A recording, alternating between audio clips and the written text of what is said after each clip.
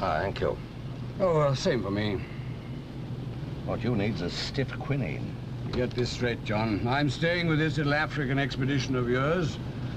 If it takes as long as it took Stanley to find Livingstone. With all that desk work piling up at the Foreign Office? Well, that's my worry. And the Foreign Secretaries. He must know that you're on safari. All I know is you're not going to keep me in the dark. So you're clinging on like a neurotic limpet with a peeping Tom complex.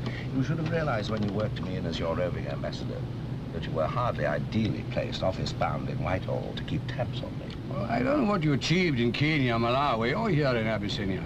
Oh, it's got you sweating. Nothing, I suspect. I made contacts. Well, it's not like you to jet around just making friends. Anyway, it's the next stop that matters, isn't it? Somalia. That's the one it's all about. Maybe just another stop. What should I be doing in Somalia? Selling them hospitals, fully equipped? Oh, Somalia is a poor land. 2.5 million people raising cattle. Who is going to buy them hospitals? We are. Could be quite a coup, John, to Somalia, so well placed in the Indian Ocean and the Gulf of Aden. Britain may continue to pull out east of Suez, but a British government looking further ahead could see this place as strategically important. Can I have a breath of fresh air?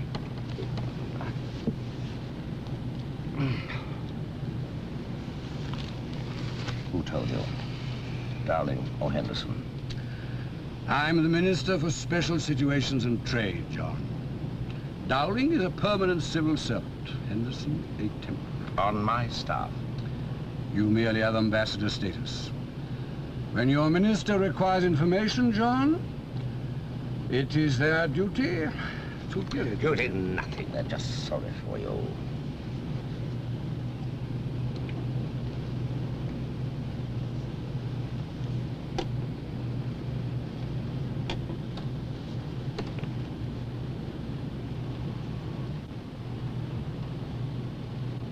To start with, Prime Minister, I have in mind 4 hospitals. 2 here in Mogadishu and one each in Kismayu and Hargeisa. Fully equipped. As up-to-date as any in the world. And finance? No problem. We'll build on an interest-free loan from Britain. Repayable when? To be discussed. Others are anxious to build hospitals. At least the Italians and ourselves as ex-colonial powers out here are now competing to help you and not to exploit you. Your rivalry, I understand. You both have reasons of self-interest. You both find Somalia well-placed geographically in case of war. We will probably find the Italians and ourselves on the same side. The fact remains that for the hospital program, you are rivals. Will you assure me that your technicians sent to build the hospitals will be really technicians and not defense experts? Really technicians. There are no strings, Prime Minister. I'm glad, because the Italians have volunteered a similar assurance. Yes, I am half Italian, Lord Bligh. I don't see that it matters. I repeat, I neither know nor expect Sir John Wiseman. Wilder. I don't see what he could want with me. Business is his trade. Well, he's here to offer you some hospitals. He's wasting his time. Well, sorry we troubled you, Minister. Good day, Minister.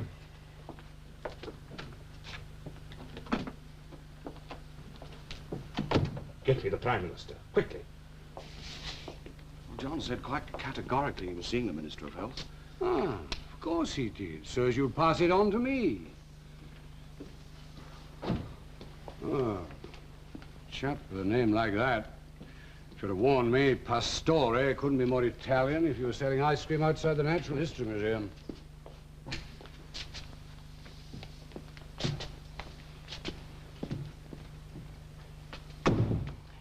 You really are learning, Lincoln. Sending Caswell to see Pastore was a stroke and a half. And you were right. He's blabbed to Pastore. We professionals do have our uses on occasions. Prime Minister's not Pastore's dearest friend in Somalia. Now, Pastore, for reasons of ancestry, will push the Italian interest too far for the PM's taste. He's not enamored of half Italians. I think the job's yours. Ours, this time,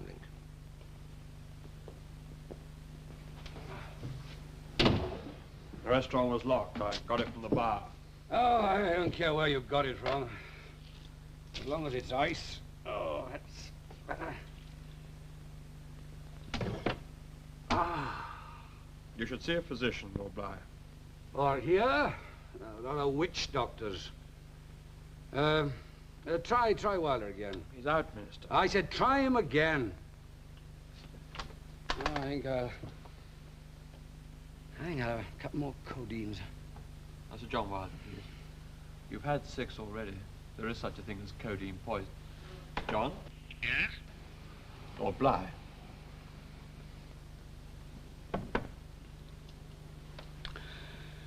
John, I want to see you. We're in the bar in 5 minutes. In my room.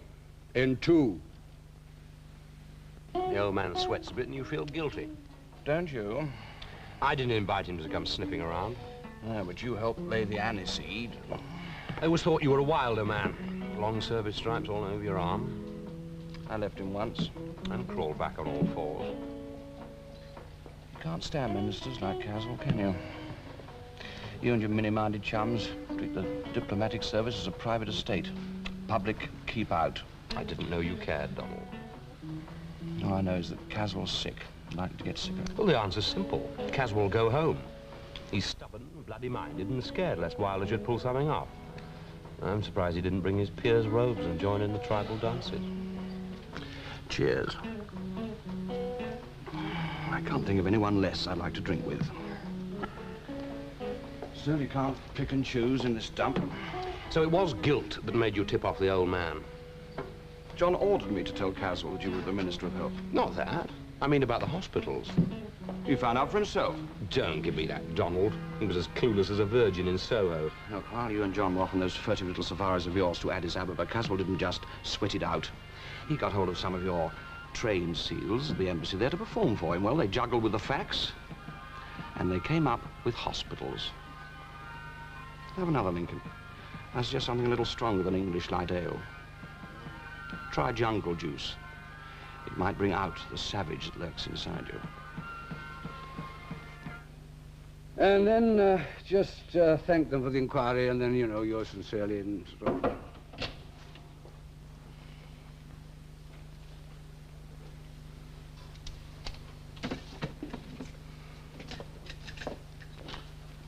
Very clever. Whose idea was it? Dowling's? Never blame your officials, Caswell. Stay where you are. I never thought to see you horizontal, but it doesn't please me. It won't be for long. You know, you ought to be in London having medical attention. I'm staying to see this through. See what through? Our hospital deal. Oh, leave it to me. I'll arrange the fringe benefits for the minister and the kudos for the politician in charge. Oh, no, I don't need a wet nurse. You can hardly call me wet. Oh, hell, there's no ice. I would have been if I'd allowed you to send me on that meaningless conference to Geneva instead of coming here. But it wasn't you that released me from that chore. The Foreign Secretary told you to after I told him about the hospital deal. He knows you had nothing to do with it. Everyone knows. Oh, hello. More iced water for Lord Bligh, please. Everyone knows. All I know is that if it hadn't been for you, I wouldn't have sold my firm. Then you interfered and smashed up my relationship with my son. Now you sit there gloating and telling me... Rambling, Caswell. Well, you're wasting your time. The Italians will get the job. Now why stay on?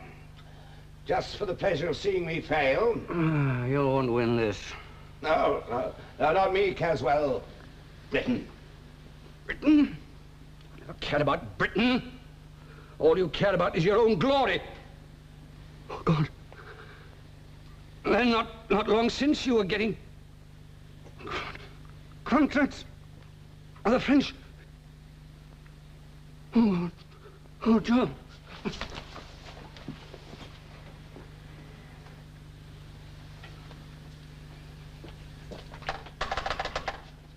This is Sir John Wilder. I want a doctor immediately, the very best. Is he the Prime Minister's? Now, I want the Prime Minister's doctor here immediately. Get in touch with London straight away. Reserve a private room for Caswell in the best hospital in London that you know. Is he all right, John? No, the doctor's with him now. He's obviously got some sort of heart trouble. Arrange his air travel. I want him in that hospital tomorrow. Well, it's not going to be easy from here. There's all the more reason to do it. Use our own private executive jet to shift him out of here to Nairobi and see he's fixed on BOAC as soon as possible. Now, he'll need more than one seat. He's a stretcher case. Cables, please. And if you're in any trouble with the airline, refer them to me. The airport, please. I suppose he is as sick as Wilder says. Hmm? It's one way of culling the old stag from the herd.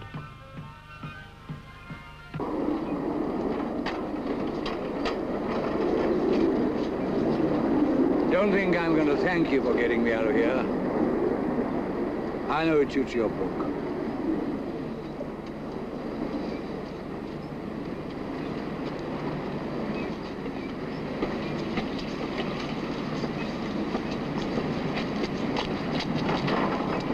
Stand there like a drooling schoolboy, darling. You got work to do.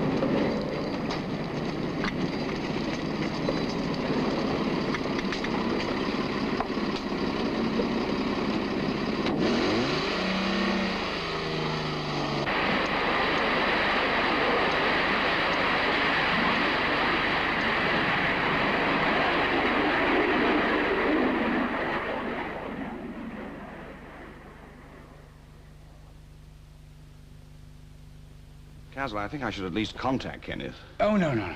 I don't want Kenneth to know. This isn't a family affair, it's a business affair. Oh, well, see you, Caswell. This is Dr. A. Hello. I want to speak to the Foreign Secretary, Lord Bligh. I am your surgeon, Caswell, and you shouldn't be working. No. Don't push me around. I'm not an invalid yet. And if it won't inconvenience you, we'd like to start some tests. Well, start away. And we're going to see that you get a good night's rest. Yeah, and don't fool around and take my phone away. Hello, Foreign Secretary. Arthur. Yes, Caswell. Look, I'm back for a day or two. Look, I think in your own interest, you ought to send someone out to Somalia to keep an eye on Wilder. What? On his way back? Well, he can't have sewn everything up.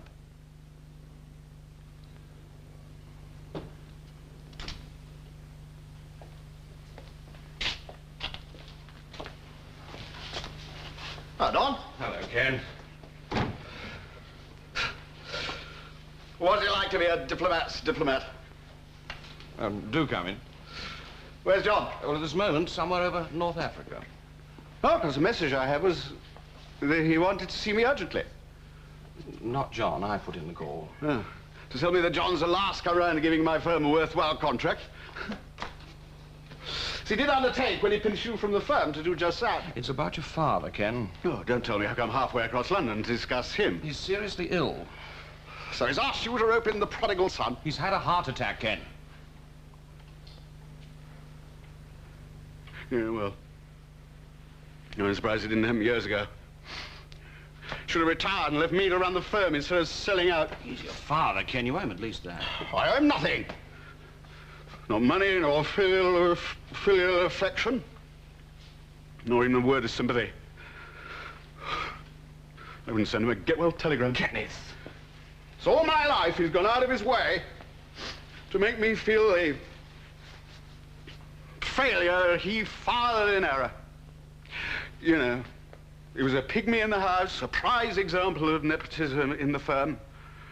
Some kind of burnt-out case he had to prop up. When he sold out Black Construction, it was much to spite me as to frustrate Wilder. John would have got control. Do you know what the great Lord Bligh's last words were to me, Don? He said, I wish your mother had miscarried instead of dropping you.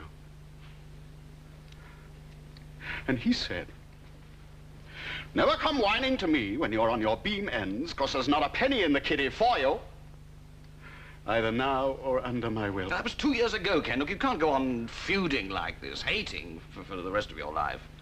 Oh, for the rest of his, I can. No, anyway, whatever else I could forgive, I can't ever forget that he poisoned my marriage. Justine took his side and there were rows. And you know what happened? 2 years, Ken. It'd be no different if it were 100.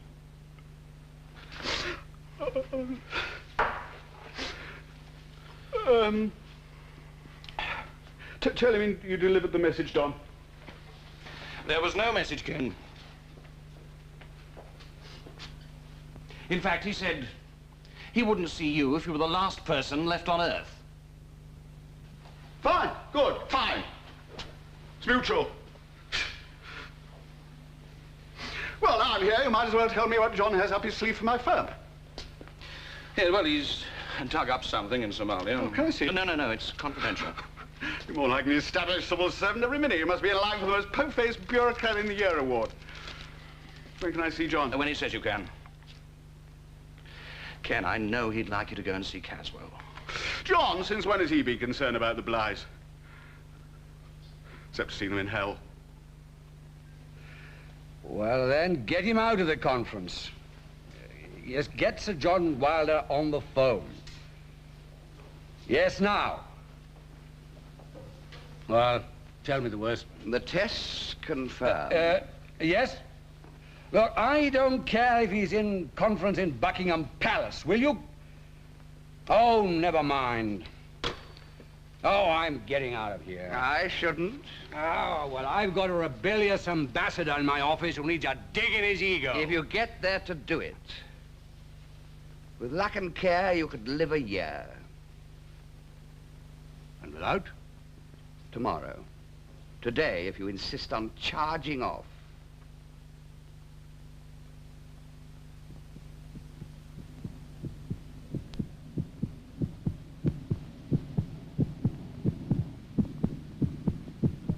Never give up, do you? Never do you, John. As long as I live, never do you.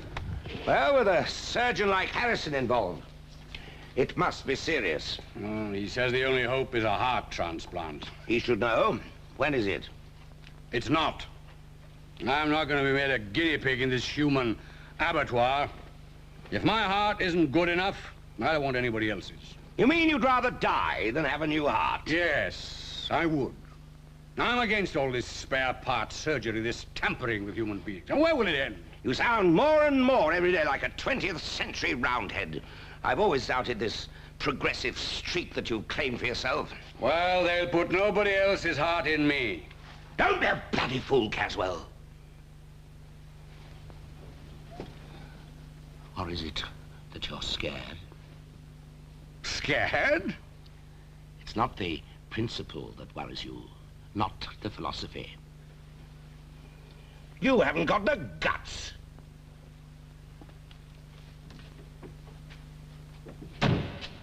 Well, what do you think of our model patient, Sir John? Not much.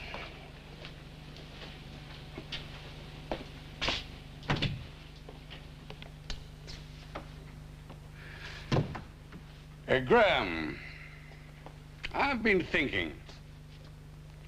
I've decided you can go ahead. That's better, Caswell. And get on with it now, no delays. It's not as simple as that. You have to be prepared. And then there's the question of a suitable heart becoming available. Finally, there's the most tricky problem of all, the permission of the donor's next of kin. Huh. Next of kin.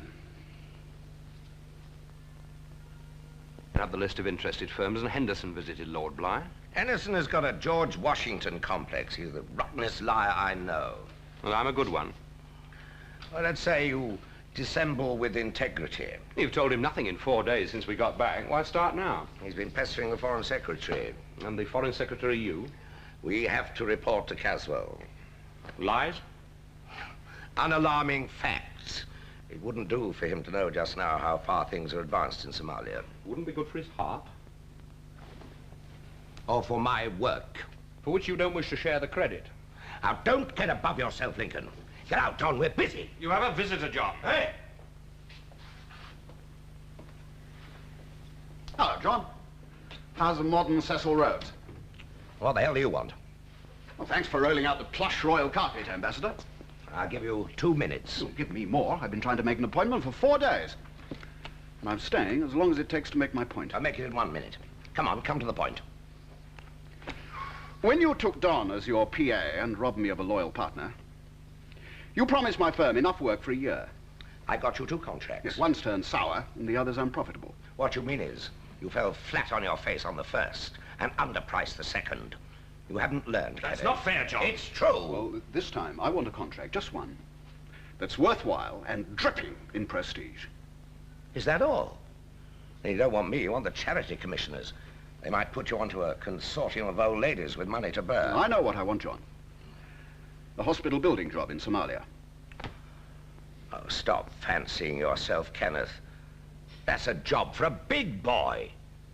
Confine yourself to jobs you can handle, like public conveniences and municipal bus shelters. Anyway, you can put my name on the list. What list? For the Somalian job. The Strakers are on it.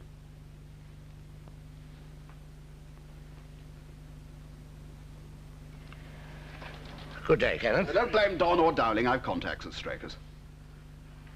I also know a number of members of Parliament who would be disturbed to hear of Britain spending like this on what amounts to an investment in long-term strategy east of Suez. They'd regard it as wasteful. Let them.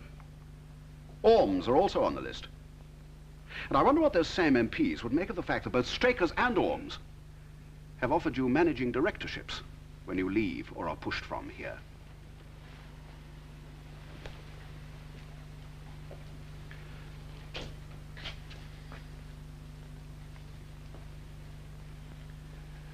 Failure is making you desperate. Now run along and play pat-a-cake with somebody your own size. I don't expect you to know all that Wilder is up to. The chap Dowling that gets in the way. I'm surprised he was ever accepted for the Foreign Office. He has an unfortunate habit of giving on the B-side. Oh, just give me 5 minutes, will you, Hindlesham? Oh, yes, Minister.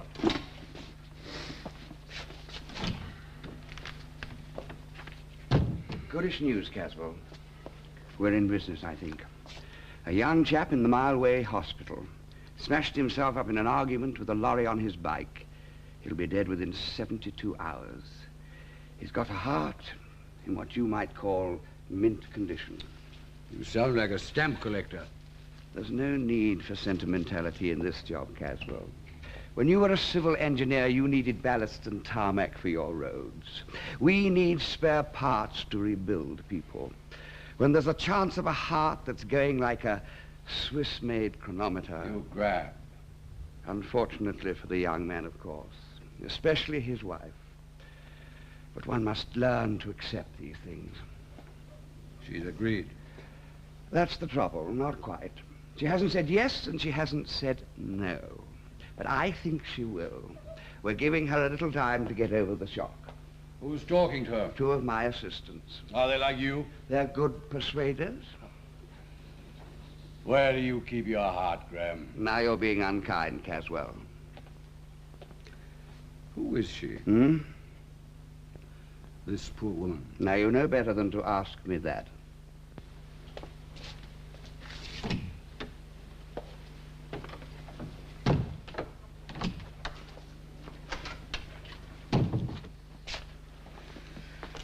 Peter, I'd like you to do something for me.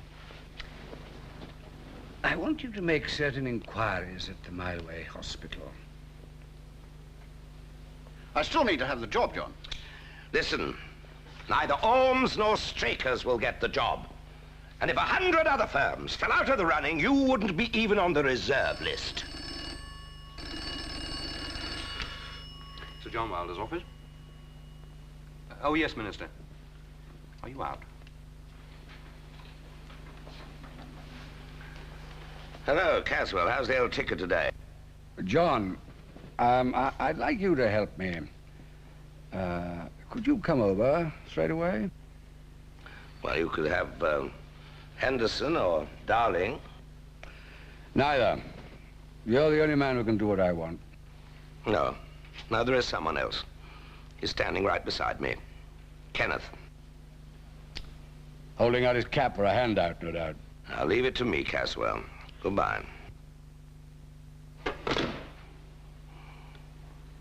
He's all bark, Kenneth, like an aging sheepdog. It's all bluster, really. But I know he needs you to hold his hand. He'd only try to break the bones of mine if I did. Nothing would induce me to go anywhere near him. Nothing? Nothing. You need a contract for your firm. What, you put me on the Somalia list? No, but we have other hefty irons in other glowing fires. No, I'd sooner end up in Carey Street. Well, I hope you'll feel the same when the official receiver hunts you out of your cozy suburb and you have to take digs in the Cromwell Road. See, I'm trying to see why you're so concerned that I should see him. I suppose it makes you feel superior. Not much. Well, if there's no contract within a week. Where is he, then? He has his own room. Oh, is that all? Not his own clinic?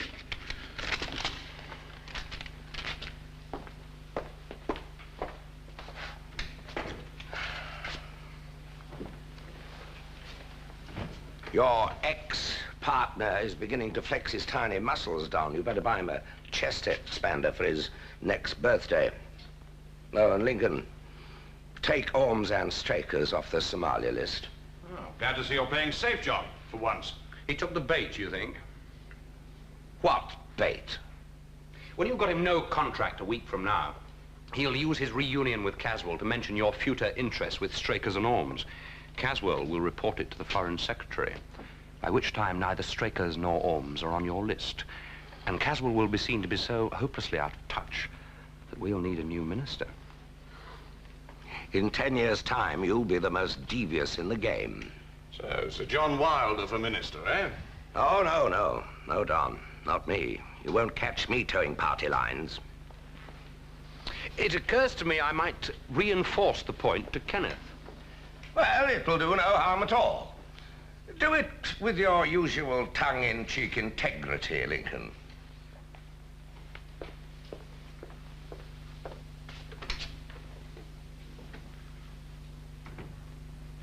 Even if Wilder lets you down, it's important you don't mention his future interests with Ormes and Strakers to your father. So now you're protecting Wilder? Oh, I wish I knew where you stand. I'm protecting us. I gave you the list of firms in for the job. Yes, you still bother me. For my trying and highly responsible job, for which I had to get a degree in several languages, I get the princely sum of $2,500 a year. They do better in Coventry spraying cars. Well, I can't pay you anything anyway. Didn't strike me as corrupt. Corrupt nothing. Normally and increasingly ambitious. You can't work with Wilder and not begin to wonder what life's about. What you're doing on a slum dweller's salary and a career subject to the whims of old bureaucrats with piles. I'll try to stay with you. If I stay on in the diplomatic service, I might, with luck and fair reporting on my work, be an ambassador who matters at 55. But I'm a born climber. And some of my superiors distrust such a tendency. They prefer you to creep up the backsides of mountains like Philby. I'm different. The ruthless product of a northern grammar school, they murmur in those pretty accents. Besides, now they're appointing ambassadors from outside, journalists and politicians, and big businessmen like Wilder. What's in it for me? Well, what is in it for you? I've been approached by 2 merchant banks to advise them on what we're up to in the Department for Special Situations and Trade. Which you'll not do, of course. I'd be breaking the Official Secrets Act. But if I'm worth it to them, I must have some value in business. You're not saying you'd tip me the wink. Kenneth. There's another firm on the Somalia list, Frinton's. Yeah, they're not all that big. They're looking for growth. I'm pushing them discreetly for the hospital's job, and I think they'll get it. With Holmes and Strakers out of the way. But are they? You scared Wilder with your red light. I've suggested to Frinton's 2 takeovers. ABD construction. And? Well, not me. The terms would be generous, and you'd have a seat on their board. But they know what my firm's worth. Why should they be interested? I've made it clear you're in a strong position with our department for future jobs. Which I'm not. With me, there you are. And what's your price? Don't be crude, Kenneth. Your firm won't be taken over for 2 years, but the options will be taken out now. And there's nothing in the rules to say I shouldn't own shares in your firm, which I'm not pushing for any contract. But directly, that is. The big catches will go to Frinton's. That's all right. How many did you want? Half. You have been learning from Wilder. I'd have been bloody silly not to. 25%. Tell him to stop at the next taxi rank and we'll forget all about it. Aren't you taking a risk? It's about time I did. When I take up my option on your shares, I'll be out of Her Majesty's diplomatic service. I'll be at liberty to do just what the hell I like. Or whom? It's up to you, Kenneth. So you make a capital clean-up out of my admittedly shaky little firm and retire to the Med. Hell no. I'll be joining Frinton's board. We could be quite a force there. You coming here to see him? No, he's my master. Down the line, officials don't burst in uninvited on sick ministers. Do you mind if he takes me back? Not at all. Hello, Father. Hello, Ken. It was thought appropriate that I should see you. By Wilder. I heard you were hanging about his office. I suppose he sent you here to force me into a relapse. No, don't go, Ken. I did ask Wilder to come himself. Well, he's tied up with work. Please, sit down.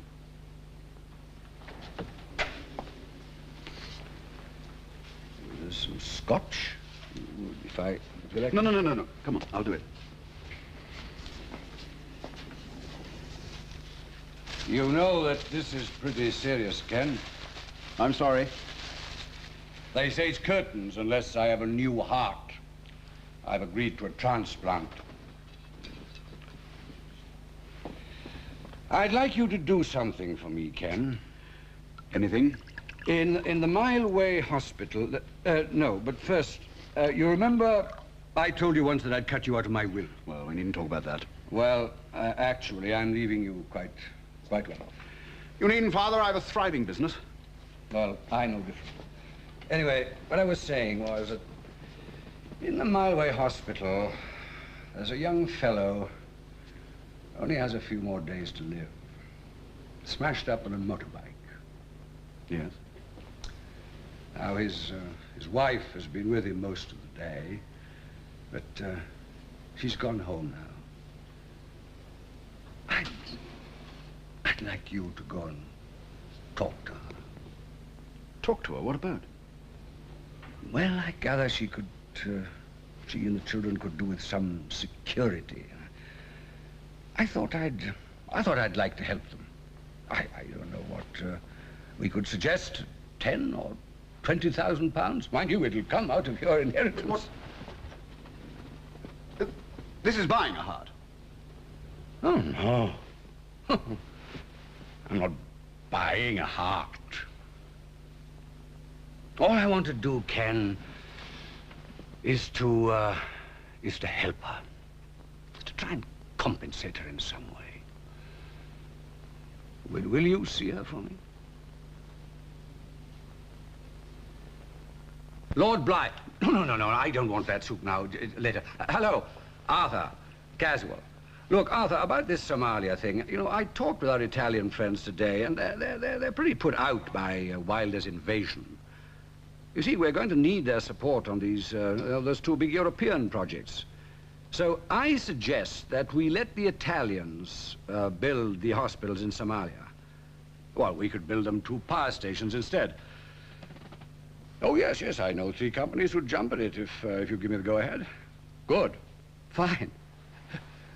Good night, Arthur. Good night. Now, nurse, let's have that soup. Ah, lovely soup.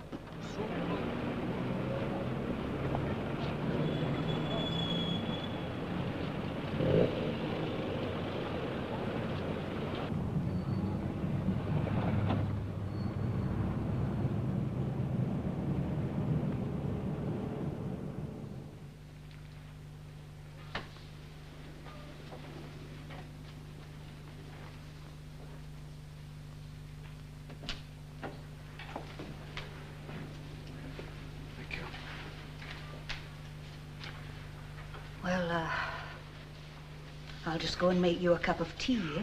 Well, only if you're having one. There's been tea and coffee all day at the hospital. Mommy! Sit down. Thank you.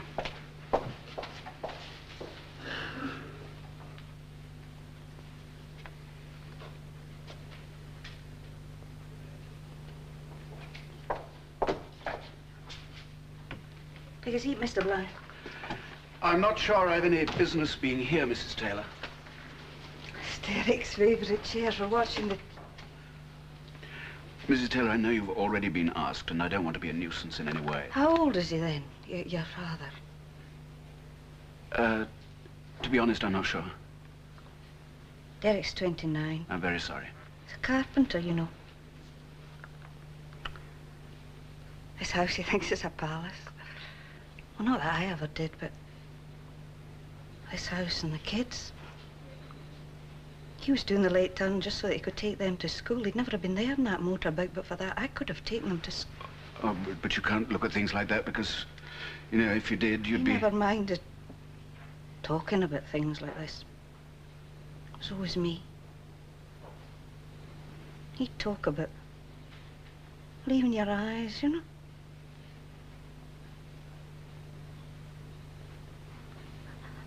I could never face it. I shouldn't be bothering you, but I just wanted to say that my father was very anxious. Your father... is he in pain? I don't think so. Is he conscious? I mean... could I see him? I would just like to... I'd like to see what he's like. Well, now you mean? Hmm. Oh, what about the children? My neighbour will sit in. Well, it's more important to keep the goodwill of the Italians than to let you indulge in another of your turns to boost up your ego. Humbug. You're smashing the hospital plan because you didn't think of it. You're like some aging brat who runs away with the ball because he didn't make the team. Let's not be petulant, John. Go to hell. There's just one chance. He thinks he hates Kenneth. If we could show that Caswell was smashing the hospital plan because he knew that Kenneth was the contractor... Oh, that wouldn't work. Well, don't tell me you hate Kenneth, too. I hardly know him. All right, why wouldn't it work? Or Lord Bligh could plead he was concerned to avoid nepotism, or even the appearance of family favoritism. You worry me, darling. Besides, Kenneth's firm's on the rocks. But we could soon exert a strong enough tug to haul it off. Couldn't we, Don?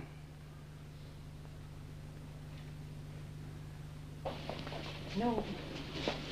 Mr. Bligh, I'll not go in. I know now. Well, nobody likes people around them when they're ill. He can have Derek. So it's what he'd want, Derek. I mean, it's just me that... I'm sure my father would be honored to meet you, Mrs. Taylor.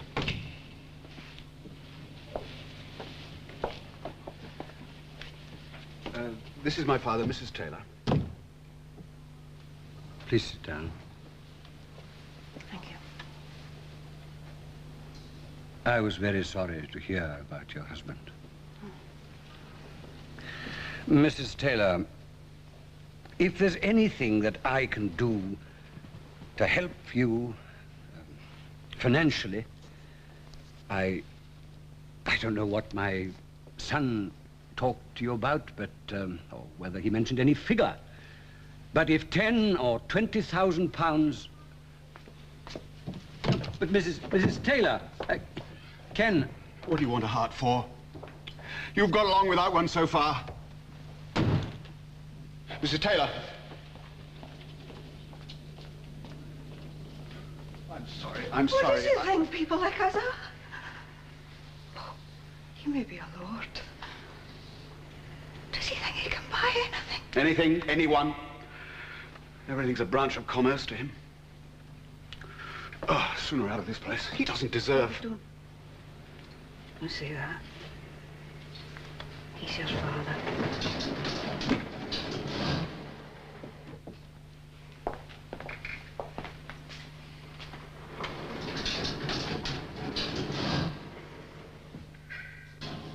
Is he very rich? Horribly. Tell him to put £20,000 in a trust fund for our children. Oh, I wouldn't touch a penny of it if I were starving. The children might need it. I hope not. They might. One day.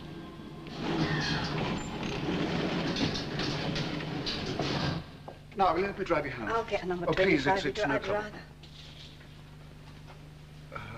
Well, goodbye, Mrs. Taylor.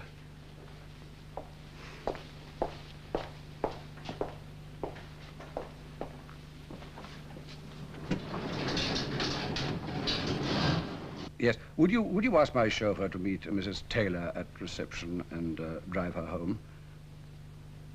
Oh, she's already left. Oh, never mind. Thank you.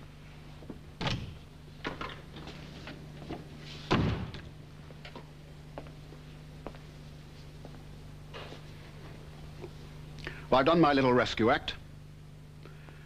And you've got your heart. So, now I've an urgent game of bridge to play. Don't you care whether I live or die? Are you really so indifferent? Have I any cause not to be? You're not content with what you did to me in business, you had to break my marriage. Things have changed since I stepped from under that black wing of yours. You still benefit under my will. Well, cut me out of it. I'm worth about £500,000, Ken, before death duties. You may not be immortal, as we once thought. But you'll not die, if money talks, that is. The balance will go equally between you and Justine. And for the children, there are 12 impressionist paintings worth another £500,000. They won't be liable to death duties because I put them in the children's names years ago. I never saw any impressionists. No, well, you wouldn't have because they were sent straight from the auction room to my bank vaults. You will not die. Wouldn't you like to say just once that you hope not? If it consoles you. If I don't come out of this, Ken, and the chances are that I won't, don't waste your inheritance trying to get back into business. Don't waste your inheritance. Pay off your debts and get out of it. Even now you're trying to push me around. No, I mean it for your own good, Ken. You were never cut out for business. You should have been a parson or a schoolmaster. You didn't have a hide for Look, business. just... You weren't robust enough. Stop, Ken. your miserable fortune. Go on, leave it to Oxfam. Or mental homes for mad businessmen. No, what I'm trying to say, Ken, is don't waste your inheritance. I mean, think of your children. I mean, my grandchildren. I mean, I know it meant nothing to you that I was made a baron. But, well, one day they may be proud of it. And, well, they may treasure the robes and the coronets. Yes, they'll come in handy for dressing up.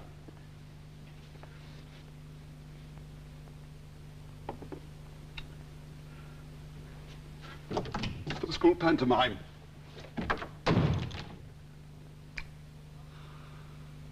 Oh, Ken. Poor Ken.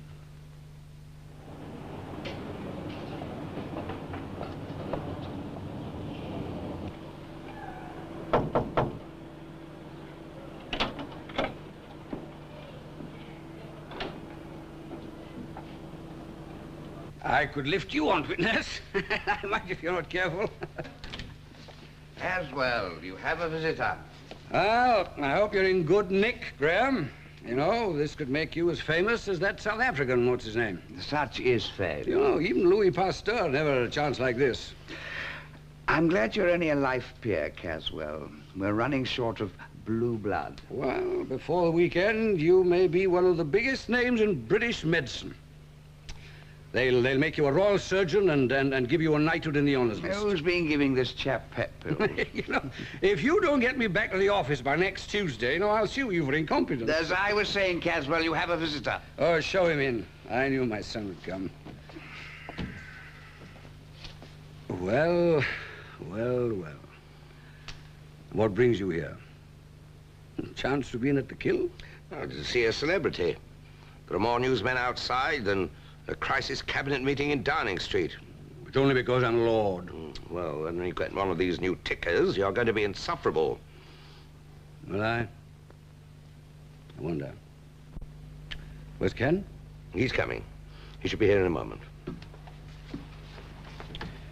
John, if I don't come out of this, bury me standing, facing you.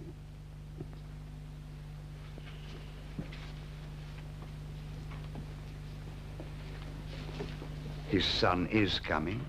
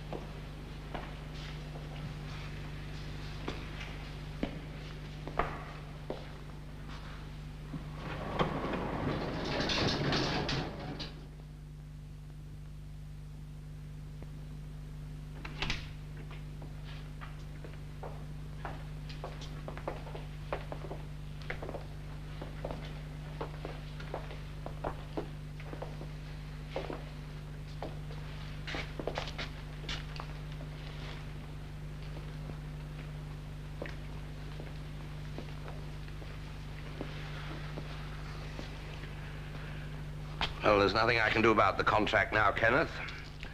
There'll be a new minister. Hell, John, it's only an hour since he was buried. Don't be sentimental. All that matters now is who our new master is.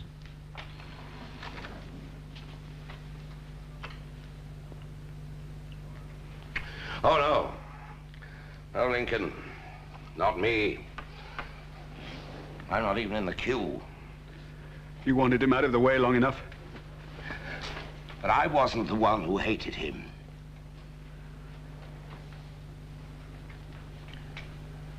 Better go down and look after Pamela, Don. She's very upset. I'll come with you.